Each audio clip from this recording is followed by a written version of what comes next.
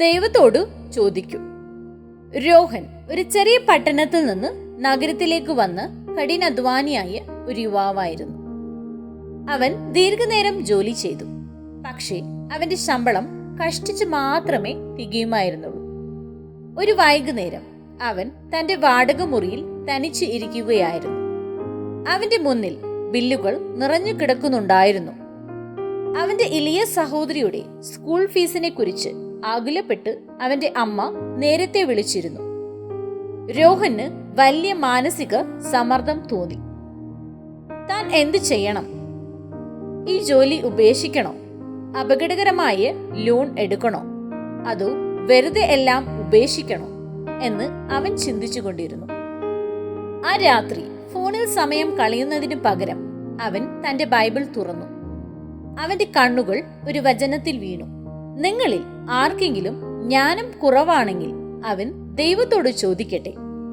രോഹൻ പ്രധാനപ്പെട്ട ഒരു കാര്യം മനസ്സിലാക്കി. തന്റെ സാഹചര്യം മാറാനാണ് അവൻ ദൈവത്തോട് ചോദിച്ചുകൊണ്ടിരുന്നത്. എന്നാൽ തനിക്ക് ജ്ഞാനം നൽകാൻ അവൻ ഒരിക്കലും ദൈവത്തോട് ചോദിച്ചിരുന്നില്ല. അവൻ കണ്ണുകൾ അടച്ചു, ലളിതമായി പ്രാർത്ഥിച്ചു.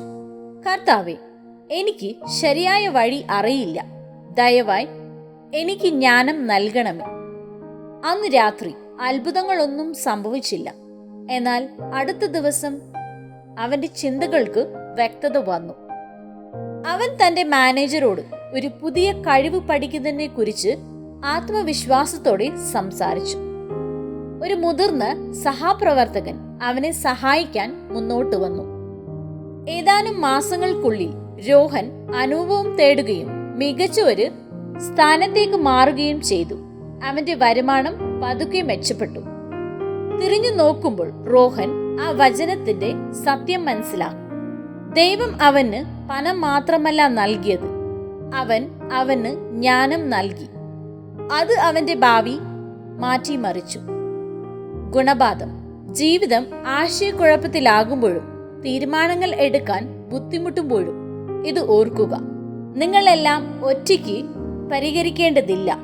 ദൈവം ചോദിക്കുന്ന ഏതൊരാൾക്കും ഔദാര്യമായി ജ്ഞാനം നൽകുന്നു, കുറ്റപ്പെടുത്താതെ, മടിയില്ലാതെ.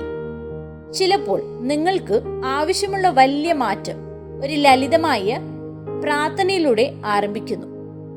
നിങ്ങളിൽ ഒരുത്തന് ജ്ഞാനം കുറവാകുന്നു എങ്കിൽ ഭർഷിക്കാതെ എല്ലാവർക്കും ഔദാര്യമായി കൊടുക്കുന്ന ദൈവത്തോട് യാചിക്കട്ടെ, അപ്പോൾ അവന് ലഭിക്കും.